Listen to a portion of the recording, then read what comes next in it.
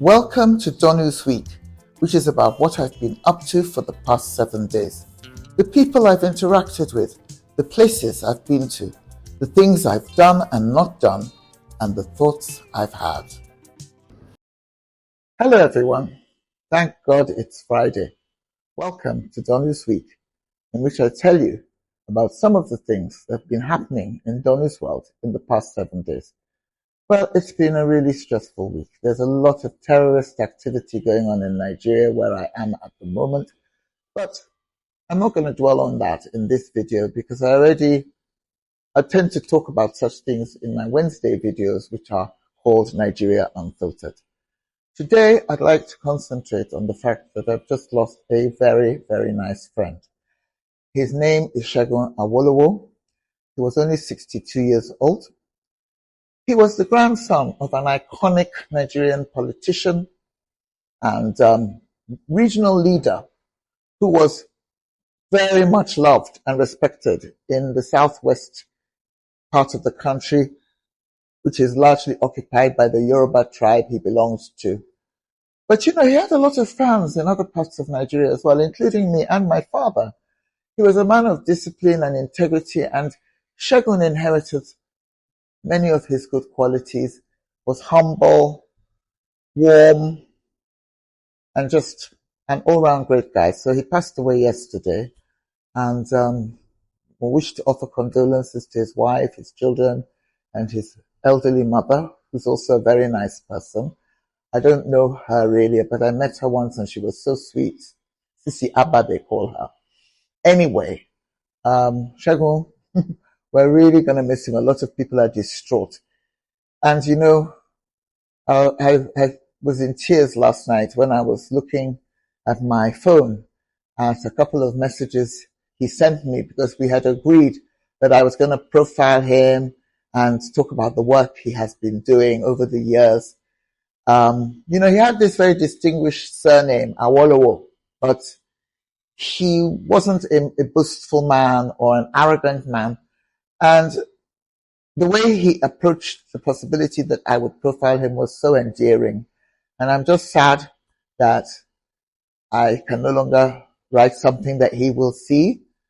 What delayed the article I was going to write about him was the fact that he fell ill shortly after he sent me information about his career and his, philosophy of life.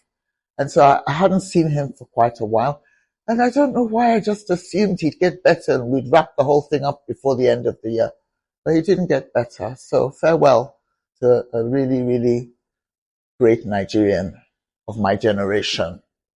I will still write a profile of Segun, perhaps around the time of his burial. And maybe he will see it. Maybe those who have gone before can see what we've done to honor them. I hope so. So rest in peace, my dear friends.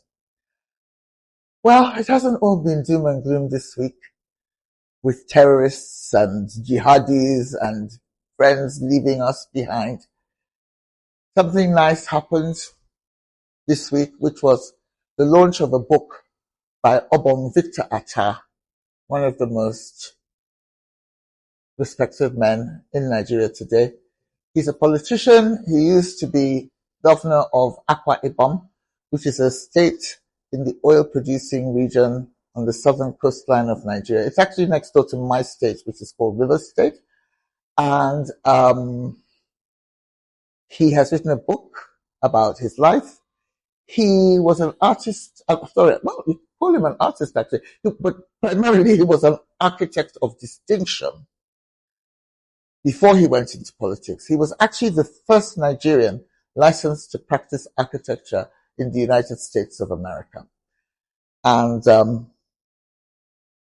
so I went to the book launch with a whole bunch of other people, including big names like our former president, Goodluck Jonathan. And we heard excerpts from the book and people got a chance to buy the book. Well, Obong Victor Attah is one of my favorite people, kind of like an uncle type of person. And I'm going to go and see him privately as soon as possible to chat about his book with him, because yesterday the book launch thing was so crowded, and I only got a chance to shake his hand and his wife's hand briefly. But I look forward to having a longer discussion with him about his extraordinary life. Okay, so I used to have a regular weekly section called Food for Thought, which was about sharing thought-provoking ideas and observations with my viewers. But, I've stopped doing it every week because I'm not always in a reflective mood every week, but today I am. And what I want to ask is, why do human beings love things that are bad for them and dislike things that are good for them?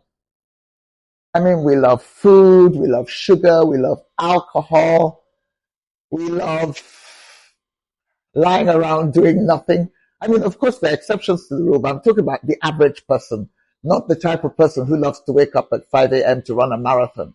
I'm talking about normal people like me and probably most of you. And I've actually, made a list that says human beings are drawn to things like gambling, drinking, sugar, adultery. I mean, I personally am not into adultery, but a lot of people are. Meanwhile, the things that we're told, either by religion or society or our doctors, that are good for us, like exercise and, fidelity and discipline within marriage, we kind of like push back against them. Weight loss, most of us are a bit overweight. So why do you think that is?